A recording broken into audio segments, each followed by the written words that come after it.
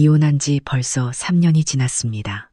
매일 아침 혼자 일어나 이불을 정리하고 홀로 커피를 마시는 일상이 어느새 자연스러워졌죠. 예순을 바라보며 새로 시작하는 일이 쉽지 않았지만 저는 꿋꿋이 견뎌냈습니다. 제 이름은 박은정, 올해 56살입니다. 은정 씨, 뭐해요? 평일에 그렇게 집에만 있으면 나중에 우울증 걸린다니까.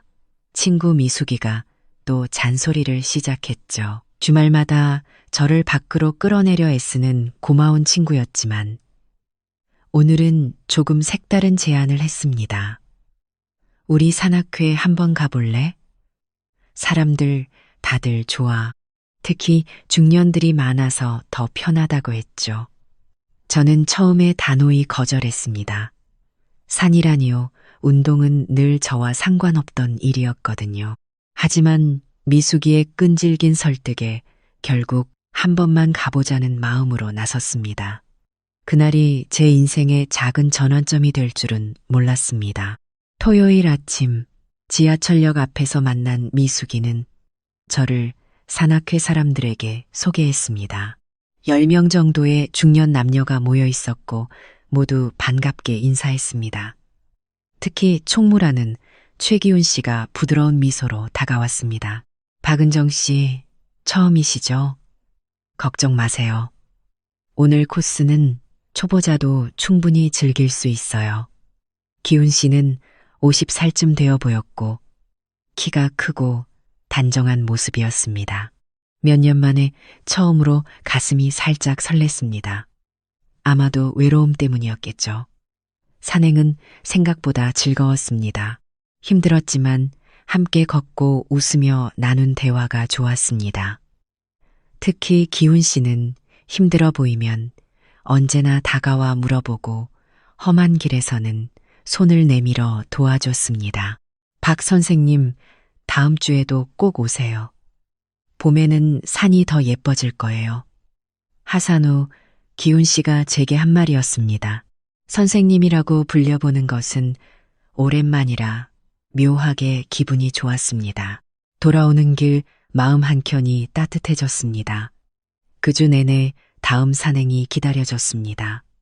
새로 산 등산화를 몇 번이나 꺼내보며 등산복까지 새로 장만했죠. 자녀들과는 연락이 뜸해진 지 오래였습니다.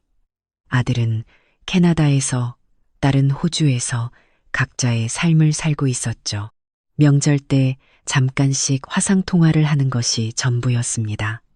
외로움이 쌓여갈 때 산악회는 새로운 숨결이 되어주었습니다.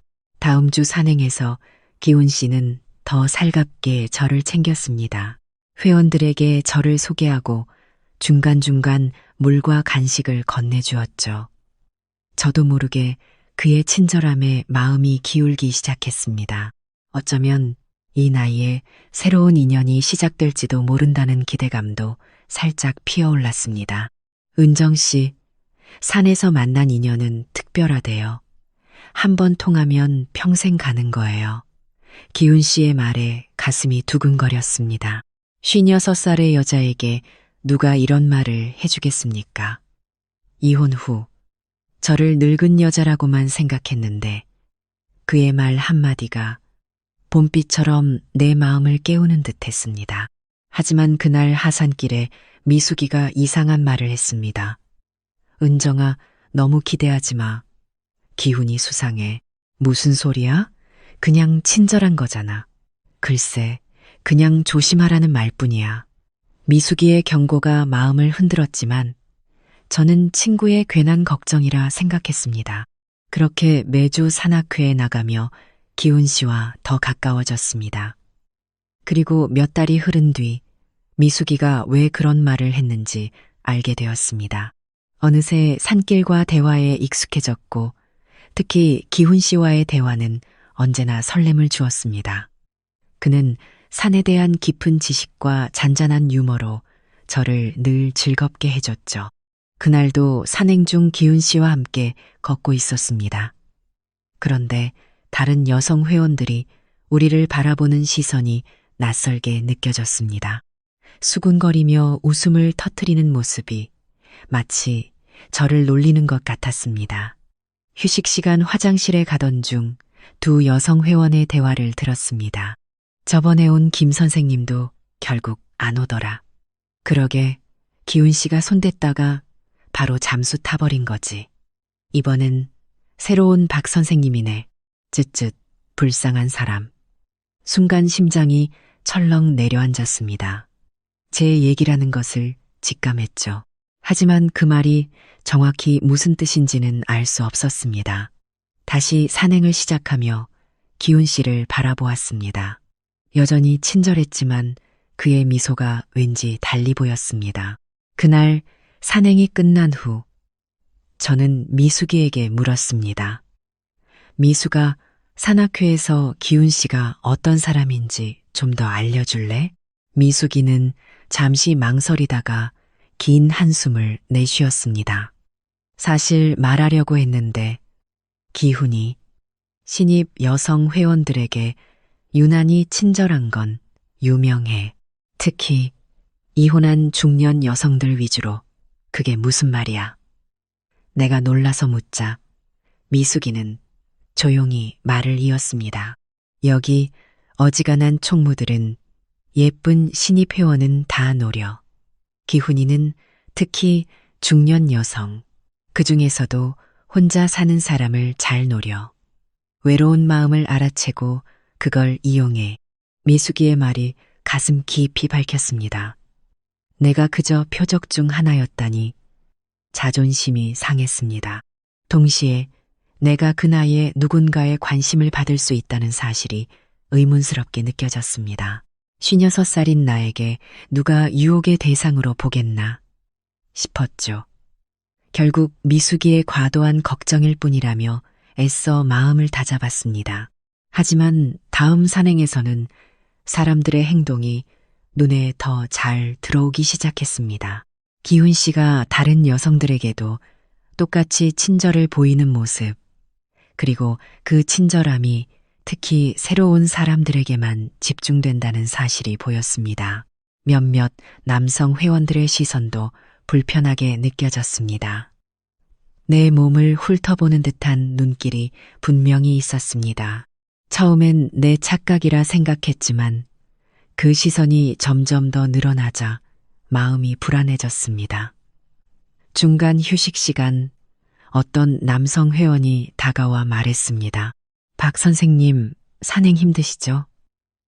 다음엔 저랑 둘이 쉬운 코스로 가보실래요? 그의 제안에 어색한 웃음으로 거절했지만 눈빛에서 다른 의도를 느꼈습니다. 전에는 없던 불편함이 가슴을 짓눌렀습니다.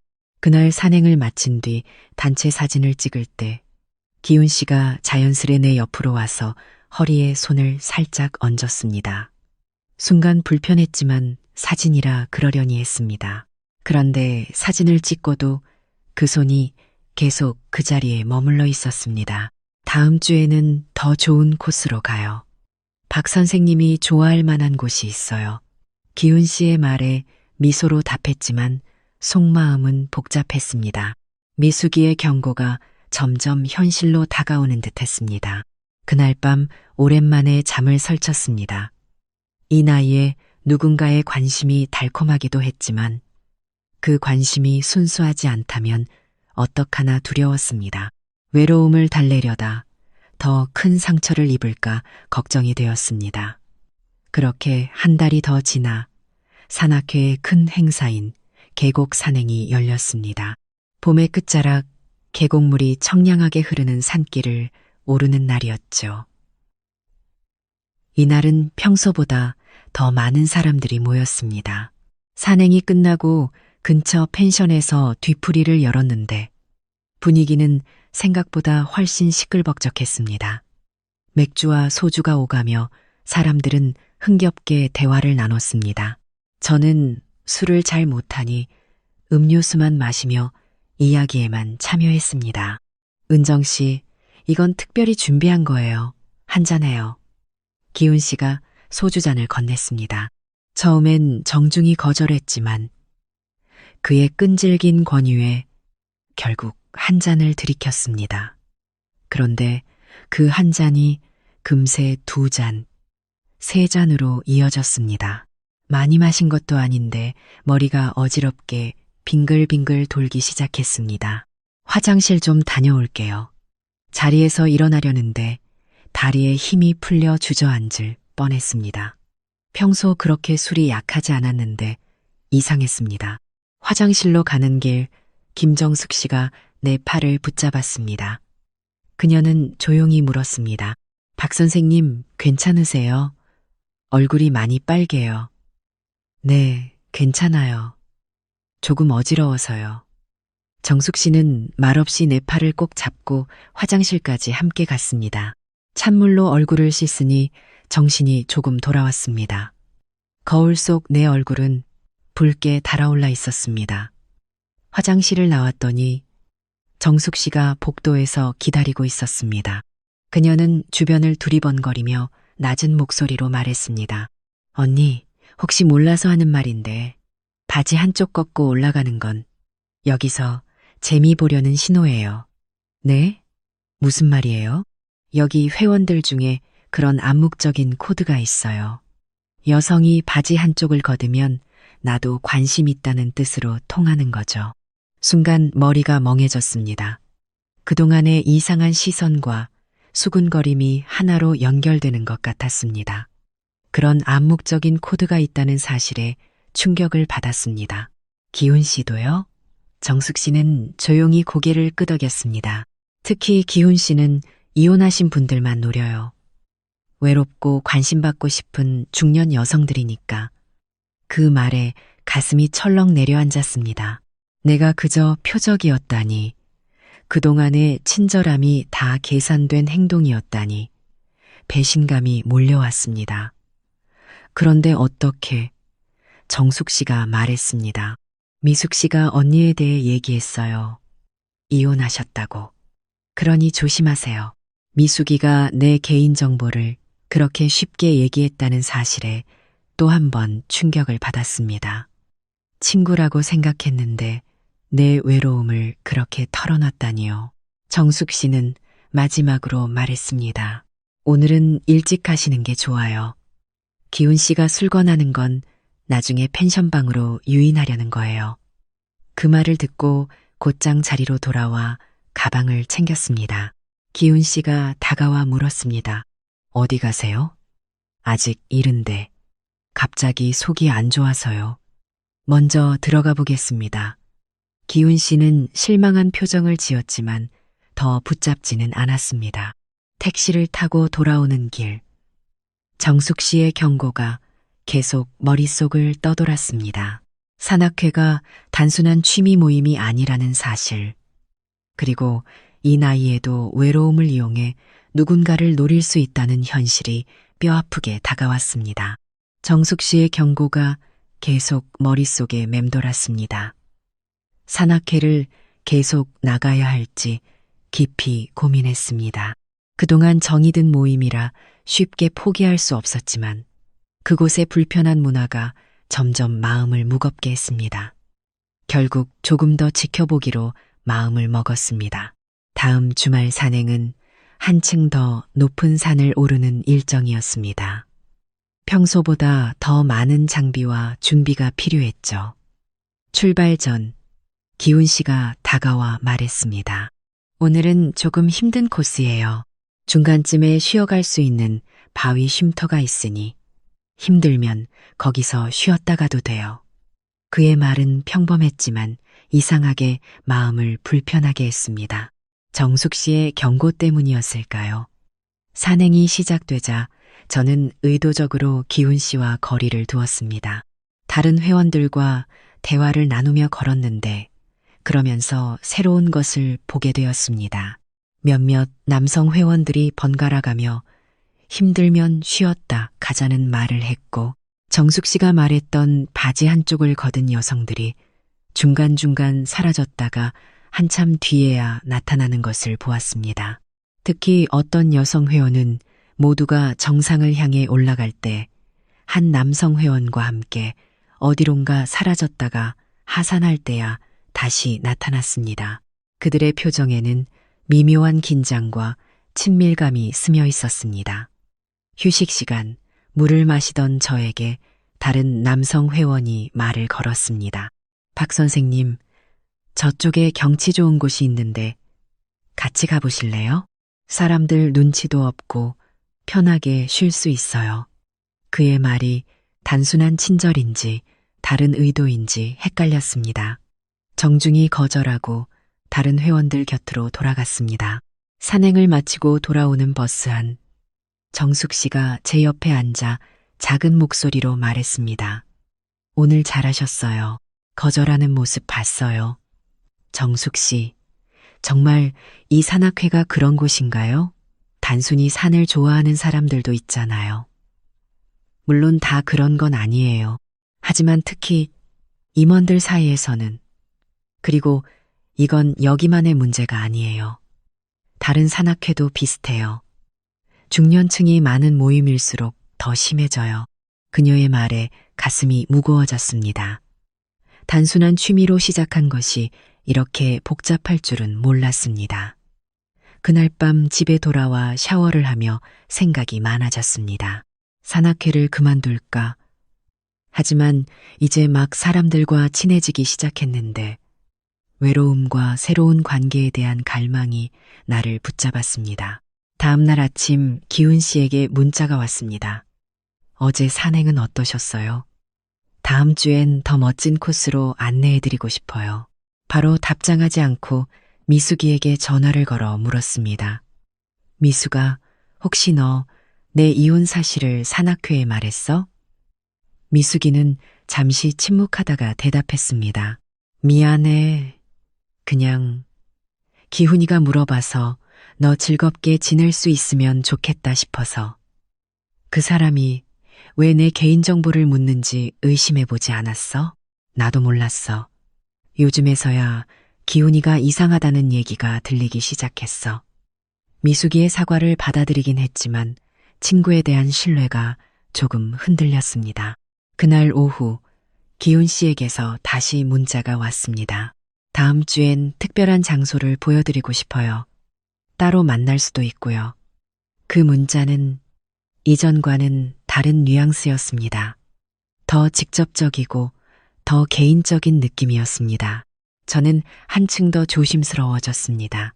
그리고 이 산악회에 뭔가 이상한 문화가 있다는 것을 직감하기 시작했습니다. 산행 전날 기훈 씨가 다시 문자를 보냈습니다. 내일은 날씨가 안 좋을 것 같아요. 7번 코스 대신 9번 오솔길로 가려고 해요. 관심 있으시면 개별적으로 안내해 드릴게요. 마음이 복잡했습니다. 날씨가 안 좋으면 산행 자체가 취소돼야 하는 것 아닌가? 왜 굳이 다른 코스로 바꾸려는 걸까? 개별 안내라는 말이 더 의심스러웠습니다. 그럼에도 한편으론 호기심도 생겼습니다. 솔직히 말하면 기훈 씨에 대한 감정이 완전히 사라진 것은 아니었습니다. 네, 알겠습니다. 그럼 내일 뵐게요. 답장을 보내고 나니 불안감이 몰려왔습니다. 하지만 이제는 직접 확인하고 싶었습니다. 산악회가 정말 그런 곳인지, 기훈 씨가 나를 정말 그런 식으로 보고 있는지 알고 싶었죠.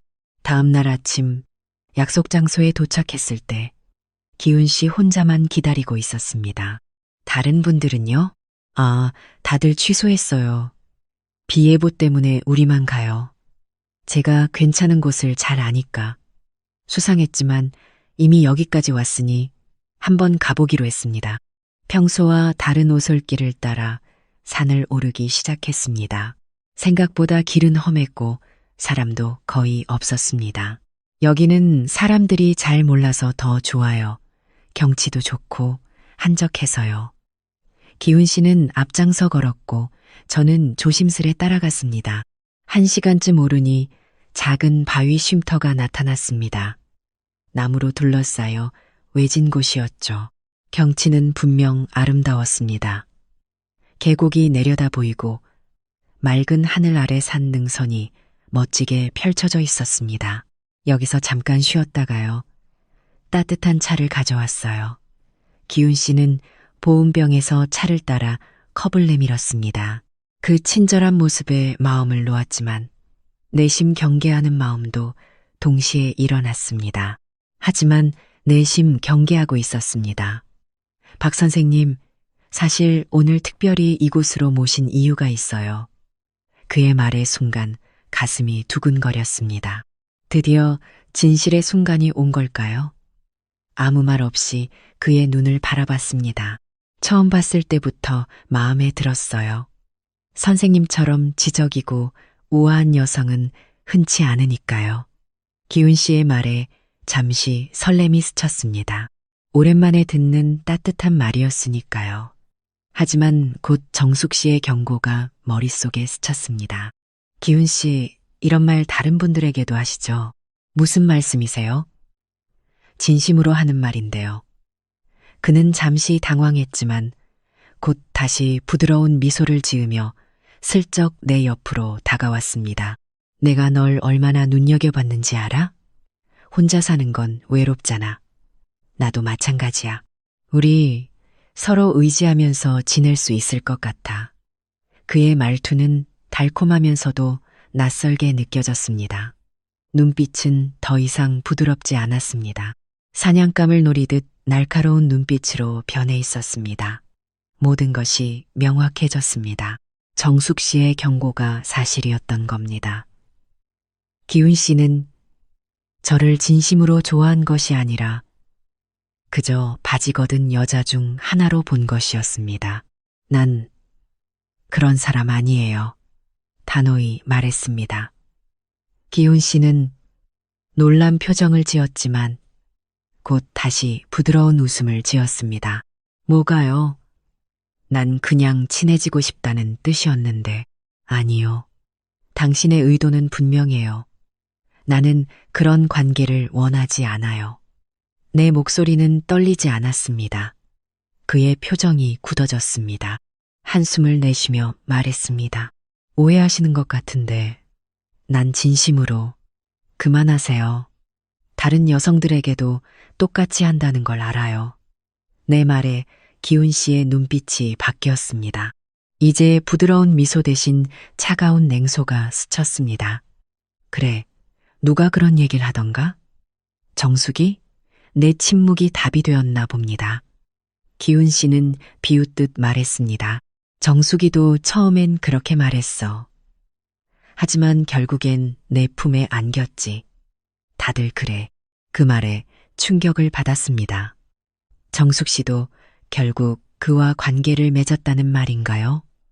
그녀가 진심으로 나를 걱정해 준 것이 아니라 자신의 경험에서 나온 말이었던 건가요? 난 달라요. 나는 그런 사람 아니에요. 단호히 말하며 자리에서 벌떡 일어섰습니다. 기훈 씨가 팔을 잡으려 했지만 빠르게 몸을 뺐습니다. 어디 가세요? 여기서 혼자 내려갈 수 있겠어요. 걱정 마세요. 제 길은 제가 알아서 찾아갈 수 있어요. 나는 그대로 뛰쳐나왔습니다. 정확한 길은 몰랐지만 올라온 길을 따라 빠르게 내려갔습니다. 심장은 두근거렸지만 이상하게도 마음은 평온했습니다. 이제 진실을 확인했으니까요. 더 이상 혼란과 망설임은 필요 없었습니다. 내려오면서 많은 생각이 스쳤습니다. 기훈 씨가 따라오지 않는 걸 보니 그의 자존심이 상했나 봅니다. 하지만 그보다 더 큰 문제는 산악회 전체에 퍼져 있는 이 문화였습니다. 단순한 유혹이 아니라 중년 여성의 외로움을 이용한 구조처럼 느껴졌습니다. 집에 돌아와 샤워를 하며 깊이 생각했습니다. 이제 어떻게 해야 할까요? 산악회를 그만둬야 할까요? 아니면 다른 길을 찾아야 할까요? 기훈 씨 같은 사람이 더 많은 여성을 같은 방식으로 유혹할 생각을 하니 분노가 치밀었습니다. 이런 일이 계속돼서는 안 된다는 걸 깨달았습니다. 그날 밤 오랜만에 굳은 결심을 했습니다. 이 문제를 그냥 넘길 수 없었습니다. 특히 저처럼 외로움에 취약한 중년 여성들이 같은 함정에 빠지지 않도록 무언가 해야겠다는 생각이 들었습니다. 이제 내가 해야 할 일이 분명해졌습니다. 그날 이후 며칠 동안 기훈 씨의 연락은 계속되었습니다. 문자와 전화가 끊이지 않았습니다. 처음엔 미안하다며 사과하더니 점점 오해다 진심이었다로 말을 바꿨고 결국에는 너무 예민하게 구는 것 아니냐는 비난으로까지 바뀌었습니다. 모든 연락을 무시하고 차단했습니다. 그러나 마음은 여전히 무거웠습니다. 이건 단순히 한 개인의 문제가 아니라 전반적인 시스템의 문제라는 생각이 떠나지 않았습니다. 다른 여성들은 괜찮을까? 나처럼 경고를 받거나 본능적으로 위험을 감지하지 못한다면 결국 정숙 씨에게 다시 연락해 커피숍에서 만나 이야기를 나눴습니다. 그날 이후로 산악회에 안 나오셨네요. 내가 묻자 정숙 씨의 눈에는 이해의 빛이 있었습니다. 네, 기훈 씨 일 때문에 역시 그랬군요. 정숙 씨도 기훈 씨와 그런 관계였나요? 내 솔직한 질문에 정숙 씨는 잠시 당황했지만 고개를 떨궜습니다. 처음엔 몰랐어요. 친절하고 다정해서 나이 들어서 누군가에게 관심받는 게 좋았거든요. 하지만 나중에야 알게 됐어요. 그가 다른 여성들에게도 똑같이 그런다는 걸. 정숙 씨의 고백에 가슴이 먹먹해졌습니다. 그녀도 피해자였던 겁니다. 그런데 정말 이혼한 여성만 노리는 게 사실이에요? 네, 기훈 총무. 걔는 이혼녀만 노려요. 외로운 거 다 아니까 그걸 파고드는 거예요. 정숙 씨는 더 충격적인 사실을 내게 들려주었습니다. 이 산악회가 단순한 취미 모임이 아니라 은밀한 성적 네트워크처럼 운영되고 있다는 말을 들었습니다. 특히 임원들 사이에선 공공연한 비밀이라고 했습니다. 산에서 만난 인연이라며 포장하지만 결국엔 가벼운 만남으로 합리화해요. 정숙 씨의 말에 소름이 돋았습니다. 이건 단순한 유혹이 아니라 중년 여성의 외로움을 이용한 정서적 성매매 같은 구조였습니다. 듣고 있자니 분노가 치밀어 올랐습니다. 다른 여성들은 이런 사실을 알고 있나요? 대부분은 몰라요. 알게 되면 떠나거나 아니면 그냥 순응해요. 외로움이 때로는 자존심보다 강하니까요. 정숙 씨의 말에 마음이 아팠습니다. 저도 그 함정에 빠질 뻔했으니까요. 결국 본능적인 경계심과 자존심이 저를 지켜줬을 뿐입니다. 하지만 이런 일은 계속돼선 안 됐습니다. 뭔가 해야 해요. 제가 단호히 말했지만 정숙 씨는 고개를 저었습니다. 어떻게 해요? 누구도 말하지 않아요.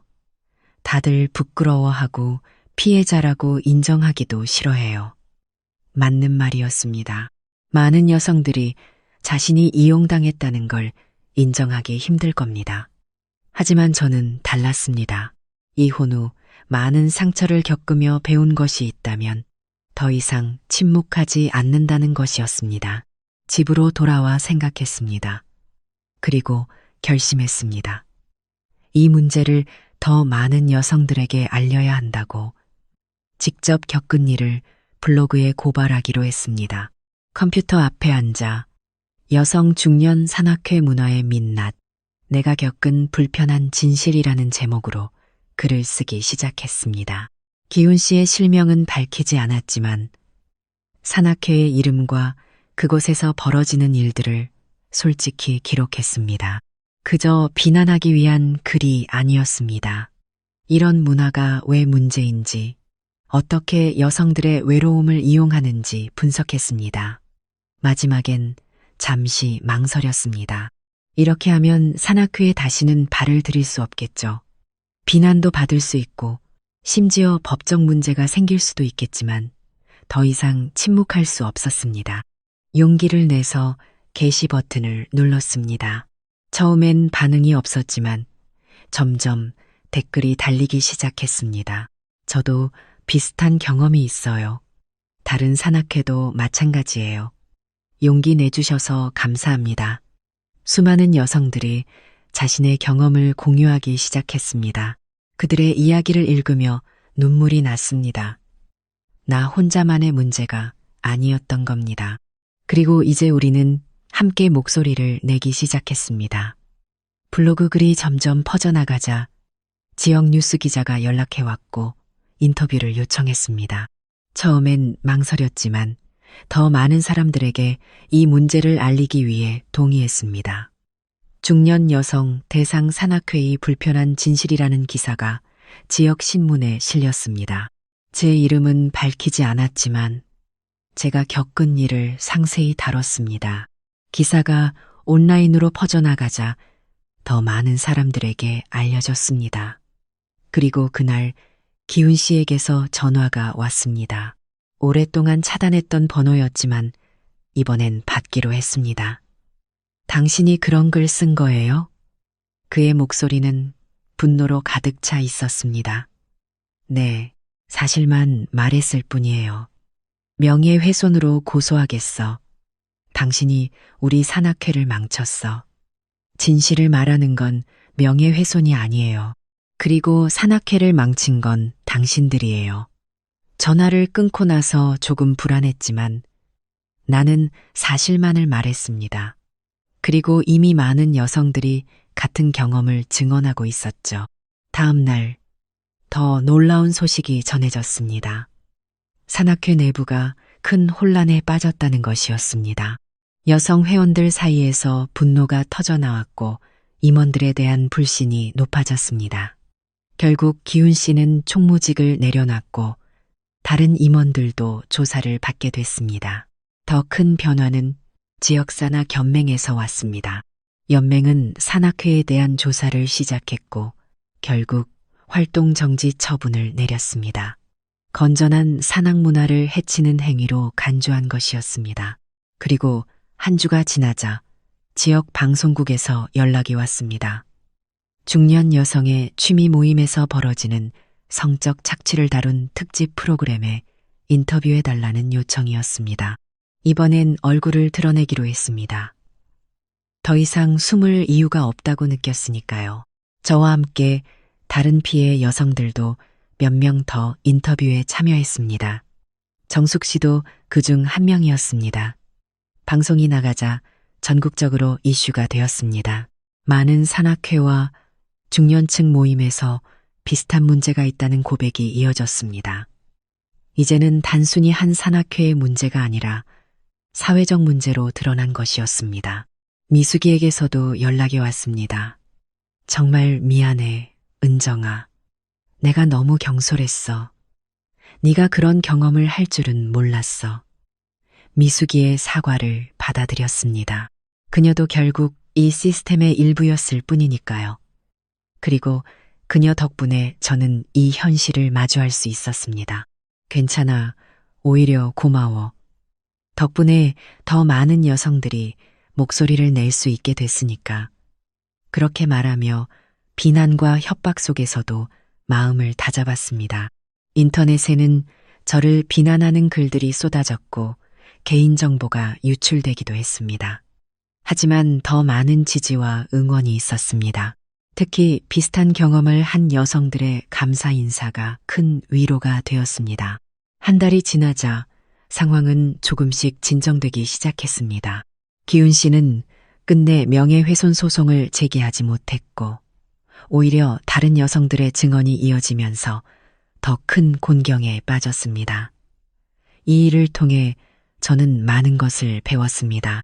침묵은 문제를 해결하지 못한다는 것, 그리고 진실을 말하는 용기가 얼마나 소중한지를 깨달았습니다. 무엇보다 나 혼자가 아니라는 것을 알게 되었습니다. 같은 경험을 한 많은 여성들이 있었고 우리가 함께 목소리를 낼 때 변화가 시작된다는 것도요. 반년이 지났습니다.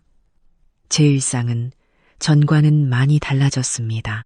여전히 요양보호사로 일하지만 이제는 여성 권익 보호를 위한 지역 모임에도 참여하고 가끔은 강연도 합니다.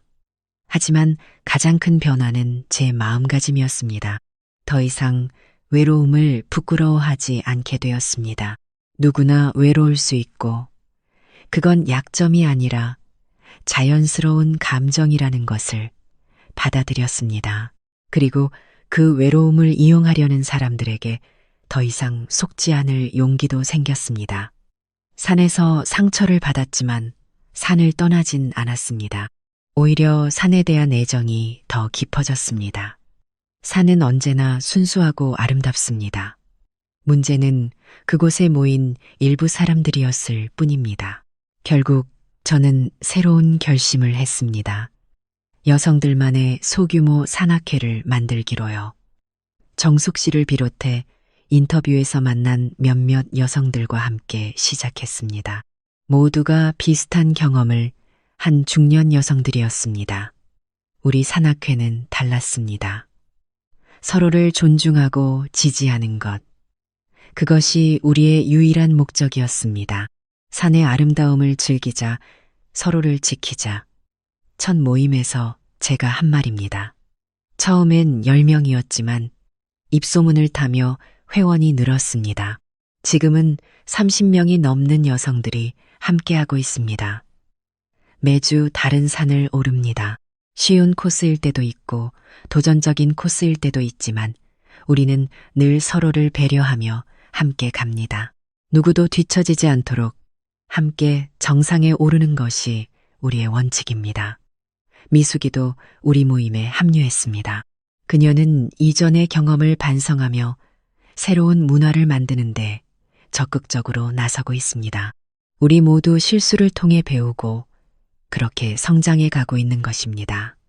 얼마 전 산정상에서 본 일출은 정말 아름다웠습니다. 해가 산 너머로 떠오르는 그 모습은 말로 표현할 수 없을 만큼 벅찼습니다. 그 순간 문득 깨달았습니다. 이제는 누군가를 쫓아가는 것이 아니라 내가 앞장서서 길을 만들고 있다는 것을요. 은정 씨, 사진 찍어드릴까요? 정숙 씨가 다가와 묻자 저는 웃으며 말했습니다. 아니요, 함께 찍어요. 우리 모두 함께. 그렇게 우리는 서로의 어깨를 감싸 안고 환하게 웃으며 단체 사진을 찍었습니다. 그 사진을 보며 생각했습니다. 이게 진정한 산의 인연이구나. 서로를 이용하는 것이 아니라 서로를 존중하고 지지하는 관계.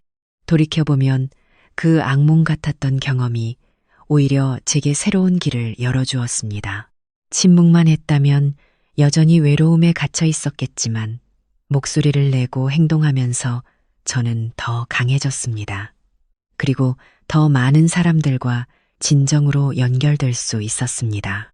오늘도 우리는 새로운 산을 오릅니다. 한 손에는 등산 스틱, 다른 한 손에는 서로를 향한 신뢰를 쥔 채로 길이 험하고 가파를 때도 있지만 우리는 함께이기에 어떤 산도 오를 수 있습니다. 이젠 내가 누굴 쫓아가는 게 아니라 내가 앞서서 길을 만들 거예요. 이 말은 이제 제 삶의 모토가 되었습니다. 56 나이에 새로운 도전을 시작하는 것은 두렵지만 그 두려움 속에서도 설렘이 있습니다. 아직 오르지 못한 산이 많고 만나지 못한 사람들이 많으니까요. 산 정상에서 뒤돌아보며 생각합니다. 인생의 여정도 산을 오르는 것과 같다고. 길을 잃을 때도 있고 험한 절벽에 막힐 때도 있지만 계속 가다 보면 결국엔 아름다운 풍경을 만나게 된다는 것을, 그리고 그 여정을 함께할 동료가 있다면 그것이야말로 진정한 행복이라는 것을요. 이 이야기가 다른 중년 여성들에게 작은 용기가 되길 바랍니다. 외로움에 지배당하지 말고 자신의 가치를 알고 목소리를 내길 바랍니다. 모든 정상은 그만한 가치를 품고 있습니다. 자신의 힘으로, 자신의 방식으로 오른 그 정상의 풍경은 그 무엇과도 바꿀 수 없을 만큼 아름답습니다. 이야기가 마음에 드셨나요? 좋아요와 구독으로 응원해 주세요. 여러분의 작은 관심이 저에게는 큰 힘이 됩니다. 감사합니다.